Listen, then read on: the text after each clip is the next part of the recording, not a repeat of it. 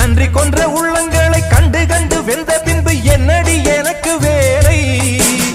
நம்பி நம்பி வெம்பி வெம்பி ஒன்றுமில்லை என்ற பின்பு உறவு கிடக்கு போடி. இந்த உண்மையை கண்டவன் ஞானி. நம்பி நம்பி வெம்பி வெம்பி ஒன்றுமில்லை என்ற பின்பு உறவு கிடக்கு போடி. இந்த உண்மையை கண்டவன் ஞானி. அண்ணன் என்ன, தம்பி என்ன, சொந்தம் என்ன,